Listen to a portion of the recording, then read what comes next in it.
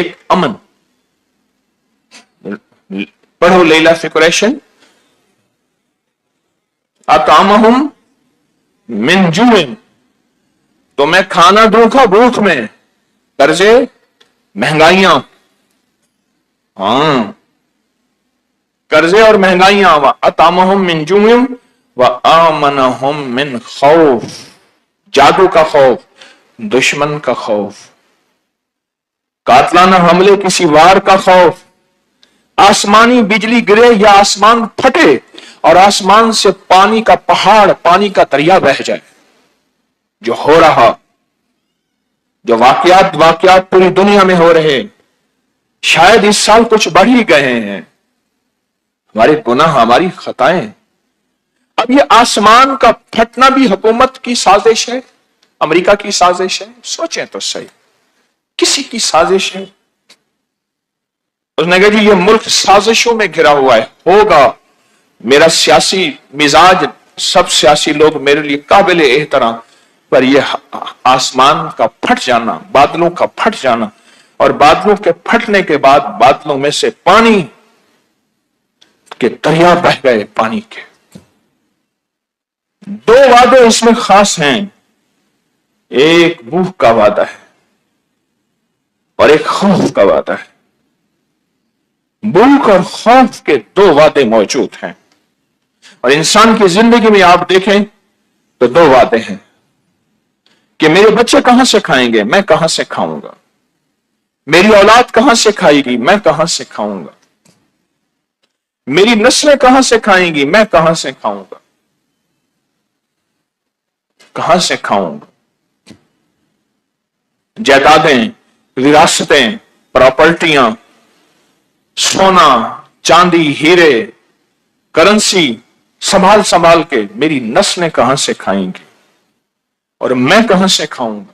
بھوک, پھر امن کہ اس مال, اس اسباب کی حفاظت کیسے ہوگی. میری صحت کی حفاظت, میری جان کی حفاظت, میرے دل دماغ کی حفاظت, میرے گردے اور جگر کی حفاظت, یہ حفاظت کیسے ہوگی. میں سواری, مجھے ضرورت ہے, پر وہ سواری کی حفاظت کیسے ہوگی. حادثوں سے, خراب ہونے سے, کہیں گرنے سے, کہیں ایکسیڈنٹ سے, کہیں سے, اس کی حفاظت کیسے ہوگی. حفاظت, مجھے اولاد چاہیے, پھر اس کی حفاظت کیسے ہوگی. دن رات باپ اور ماں, اور خاص طور پہ ماں, اس کا دل کیسے تڑپتا ہوگا اولاد کو دیکھ کے. یہ سارا امن میں ہے. حفاظت سب امن میں ہے. گرمی ہے, حبس ہے, ہم نے اتنے بڑے پنکھے, ایگزاسٹ چلائے ہوئے ہیں. سانسوں کی حفاظت, جان کی حفاظت کہ دم نہ گھٹ جائے. ہمیں زندگی میں دو چیزیں چاہیے.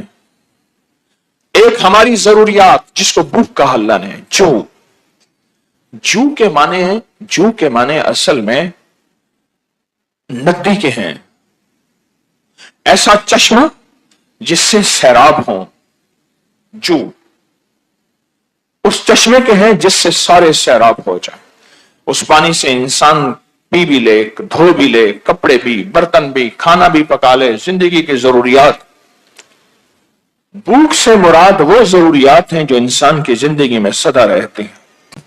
اس سے مراد بھوک ہے, ہر پل کی ضروریات. مجھ پہ ایک بندہ تھا, مجھے اس کی دعا یاد ہے. مجھے اس کی دعا یاد ہے. کہتا تھا اللہ کبھی مجبور نہ کرنا.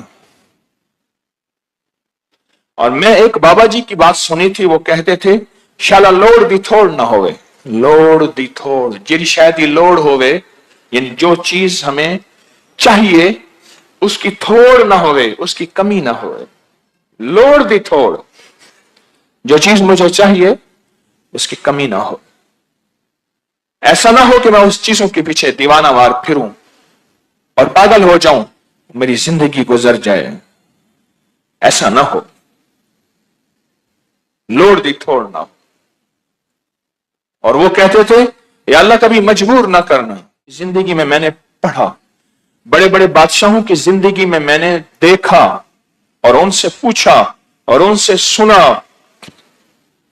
کہ آپ کی زندگی میں حفاظت کا نظام کہاں سے چلا، تحفظ کا نظام کہاں سے چلا؟ آپ کی زندگی میں حفاظت اور تحفظ کا نظام کہنے لگے سورت قریش سے چلا۔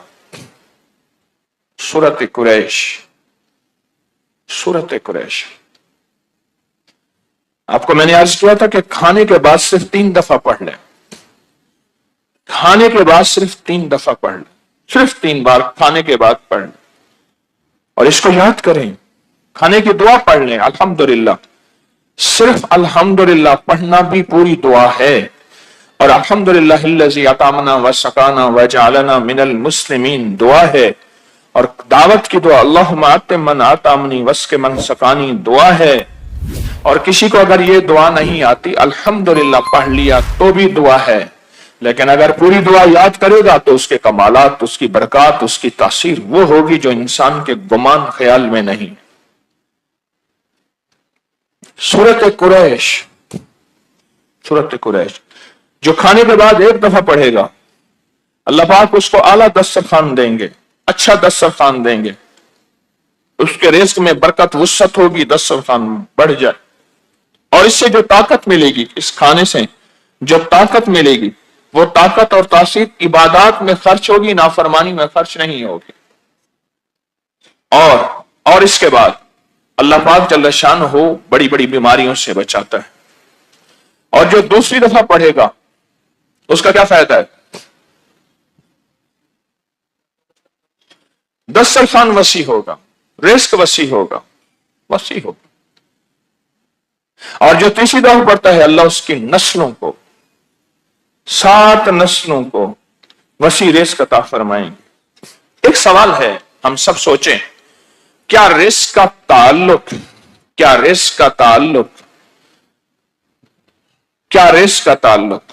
محنت سے ہے؟ ہاں محنت سے ہے، مشقت سے ہے، جان مارنے سے ہے، لیکن محنت مشقت جان مارنے کے بعد فیصلے ہو جائیں محنت مشقت پہ، یہ ضروری نہیں ہے۔ محنت مشقت شرط ہے، پر محنت مشقت پہ فیصلے شرط نہیں ہے کہ فلاں بندہ ملا اس نے بہت جان ماری مالدار ہو گیا، فلاں ملا بہت جان ماری خوشحال ہو گیا، فلاں ملا اس نے بڑی محنت کی آج وہ شہر کا رئیس ہے، نہیں، بالکل نہیں۔ محنت شرط ہے، جو محنت سے انکار کرے گا وہ اللہ کے اسباب سے منہ موڑے گا، وہ رب کے اسباب کو ختم کرے گا۔ محنت شرط ہے، محنت شرط ہے، پر محنت پہ فیصلے شرط نہیں، کہ فیصلے بھی ہو جائیں یہ شرط نہیں ہے، محنت شرط ہے۔ فیصلوں کے ساتھ کوئی دعائیں، کوئی توجہ، کوئی اوپر سے تونگری کے فیصلے، کوئی اوپر سے خوشحالی کے فیصلے، کہ اوپر سے کوئی نظام عالم کے فیصلے، یہ فیصلے ہیں، یہ فیصلے، پھر فیصلے ہوں گے، پھر فیصلے ہوں گے۔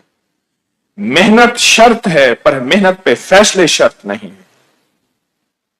محنت شرط ہے، پر محنت پہ فیصلے شرط نہیں۔ یہ میں آپ کو حقیقت بتا رہا ہوں، حقیقت بتا رہا ہوں۔ جو شخص سورت قریش کو اپنی زندگی میں شامل کرتا ہے، سورت قریش کو اپنی زندگی میں شامل کرتا ہے، وہ بڑے حادثات اور مصیبتوں اور تکلیفوں اور پریشانیوں سے بچ جاتا ہے، بہت زیادہ بچ جاتا ہے۔ ہمارے ایک صاحب تھے، امریکہ میں ہوتے ہیں، ڈاکٹر منان، مجھ سے کہنے لگے میں نے مخدوم جہانیہ جہاں گشت کی اچ شریف پہ اور چچ نامے پہ ڈاکٹریٹ پی ایچ ڈی ایک خاتون ہے امریکن، ان کے ذریعے سے کر رہا ہوں، اور کہا کہ جب مخدوم جہانیہ جہاں گشت بات ہوئی تھی اصل میں سورت قریش پہ، تو وہ بتانے لگے، کہا کہ میں ان کے معاملات اور کتاب جب مطالعہ کیا ان کی زندگی کا اور اچ شریف کے اولیاء کا، تو پتہ چلا کہ ان کی زندگی میں سورت قریش بہت زیادہ ہے، بہت زیادہ ہے، اور بہت زیادہ پڑھنا ہے۔ ان کی زندگی میں سورت قریش ان کے بہت معاملات میں ہے۔ جتنے بھی اولیاء صالحین گزرے ہیں ان کی زندگی میں سورت قریش ان کے معاملات میں ہے۔ آپ کھائیں پیئیں، صرف 3 بار سورت قریش پڑھ لیں، اور اس کے سچے وعدوں پہ سچا یقین، रब सच्चा है, उसके वादे सच्चे। रब हक, उसके वादे हक। रब ना मिटने वाली हस्ती, उसके वादे भी ना मिटने वाले हैं। हम मिट जाएंगे, वादे बाकी रहेंगे। वो कैसे बाकी रहेंगे? ये फिर वादे मेरी तरफ देखना तवज्जो से, ये फिर वादे नस्लों में मुंतकिल होते हैं, क्योंकि अल्लाह तो मिटता नहीं, हम मिट जाएंगे। अल्लाह मिटने से पाक है। ये वादे फिर नस्लों में मुंतकिल होते हैं, नस्लों में मुंतकिल होते हैं, नस्लों में। और फिर ऐसे मुंतकिल होते हैं कि मुंतकिल दर मुंतकिल होते हैं। ये दुआएं ट्रेवल करती हैं, दुआएं रास्ते बनाती हैं, दुआएं राहें बनाती हैं, दुआएं जिंदगी की राहें बनाती हैं, आगे बढ़ती हैं। और बद दुआएं भी आगे बढ़ती हैं और पीछा करती हैं। दुआएं भी पीछा करती हैं, बद दुआएं भी पीछा करती हैं। कहते हैं फलां बंदे को किसी फकीर की दुआ है, किसी बड़े की दुआ है, मां बाप की दुआ है, और बद दुआएं भी पीछा करती हैं। उसने कहा इसको फलां की बद दुआ खा गई। मेरे सामने एक खानदान है, मेरे सामने एक खानदान है। एक बूढ़ी खातून, एक बूढ़ी खातून, एक बूढ़ी खातून जो है, उन्होंने मुजाहिद कुर्बानियां करके एक मकान बनाया था। अपनी पोती, बेटा फौत हो गया जवानी में, अपनी पोती को सब कुछ दिया, उसने कब्जा कर लिया, शौहर के जरिए बेइज्जत करवाया, उसने झोलियां उठा उठा के बददुआएं दी। ये जिंदगी का सफर मैंने 40 साल पहले देखा। दुआएं, वो बददुआएं दी, वो बददुआएं दी। मुझे उन बददुआओं का याद है। उसने बददुआओं को कुछ ना समझा, उसने कुछ ना समझा। जब दुआएं निकलती है ना, उस वक्त कोई ऐसा नहीं है कि ऊपर से फूल गिरना शुरू हो जाते हैं, और जब बरवाएं निकलती है ऐसा नहीं कि ऊपर से पत्थर गिरना उसी वक्त शुरू हो जाते हैं। पर बददुआएं भी असर रखती हैं और दुआएं भी असर रखती हैं। उसने कुछ नहीं समझा। वक्त गुजरता गया, फैसले होते गए। वो बूढ़ी खातून फौत हो गई, वो अपनी बददुआएं इन्हें दे के चली गई। ऐसी ऐसी बददुआएं मेरे कानों ने सुने, चली गई। उन बददुआओं का नतीजा यह है कि घर में अमवात हैं, जवान जवान मौतें हैं, बीमारियां हैं, हादसात हैं, तकालीफ हैं, घर में उलझने, नफरतें, आग। हर बंदा कमाता है, कुछ हासिल नहीं होता। घर यूं ही जिंदगी का एक सफर तय कर रहा है, पर दुआएं उनका पीछा कर रही हैं, लानत उनका पीछा कर रही है, बद्दुआएं उनका पीछा कर रही हैं। मेरे पास एक साहब आए, अभी मैं 2-4 दिन पहले में हवेली में था। मेरे पास एक साहब आए, उनका घर बीमारियों का मरकज है, फक्र का। बीमारी और फक्र दो चीजें, गुर्बत और बीमारियां। उनका घर उसका महवर बना हुआ है। मुझे उसका वालिद याद आया, अपनी मां से और बाप से घंटों बहस करता था। ऐसा था, फिर चला जाता था, फिर जाते जाते बात याद आई थी कि मैंने ये गाली नहीं दी, ये ताना नहीं दिया, फिर आता था। वो बूढ़े थे। मुझे याद है कि मैं बाजू का छोटा सा बच्चा होता था ना, मैं जोर से चीख मारता था। छोटे बच्चे की चीख ज्यादा निकलती है, कानों पे हाथ देते थे। उनको ये चीख बर्दाश्त नहीं होती थी।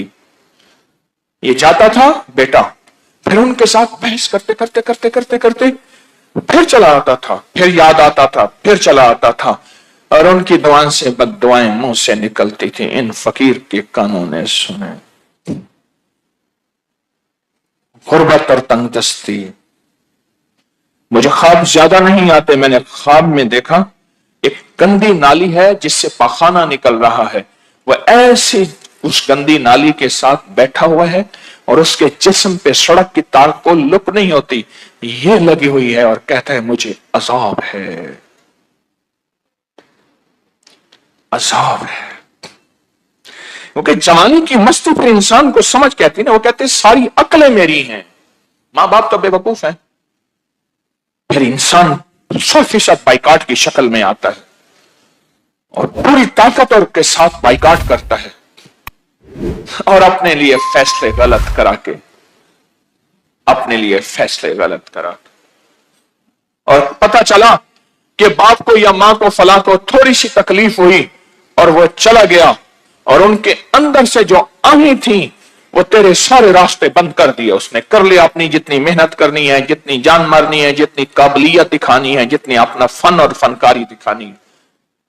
उनकी बासुकात ना बद्दुआएं होती हैं, बासुकात बद्दुआएं नहीं होती, आहें होती हैं। क्या होती?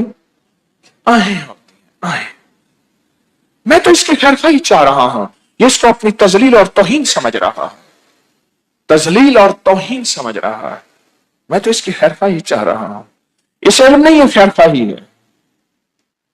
ये कहता है इमाम शेख सादी रहमतुल्लाह अलैह ने फरमाया, सख्त सर्दी थी, सांप ठिठरा हुआ था, बिल्कुल ठिठरा हुआ था, सख्त सर्दी थी, सांस ठिठरा हुआ था सांप। तो एक बंदे को असा की, डंडे की जरूरत थी। उसने देखा एक डंडा है बड़ा चिकना खूबसूरत सा, उसने उसको डंडा बना के चलना शुरू किया। धूप निकली तो उसमें हरकत पैदा हुई, तो वो तो सांप था, उसने डस लिया। जाहिर में समझ नजर कुछ और आता है। दो चीजों की जिंदगी इसमें मौजूद है, दो चीजों की जिंदगी, दो चीजों के वादे, दो चीजों का तहफ्फुज और दो चीजों की अता और इनायत। एक भूख, और भूख से मेरा इंसान की जिंदगी की सारी जरूरियात। औलाद जवान है, उनके लिए घर चाहिए, उनके लिए पेशा चाहिए, उनके लिए रिस्क का कोई वसी जरिया चाहिए, या मैं अब बड़ा हूं मुझे चाहिए भूख, जू चाहिए। और फिर अगर मेरे पास है तो फिर अमन चाहिए। माल आया, अमन चाहिए। हुस्न है, मुझे अमन चाहिए, मेरा हुस्न जाया ना हो। वकार आया तो अमन चाहिए, मुझे कोई तजलील ना हो। सेहत आई तो अमन चाहिए कि इस अमन में मुझे कोई बीमारी, रोग ना लग जाए। मुझे दिल मिला तो अमन चाहिए कि दिल सेहतमंद रहे। गुर्दे मिले तो अमन चाहिए, गुर्दे हमेशा सेहतमंद रहें।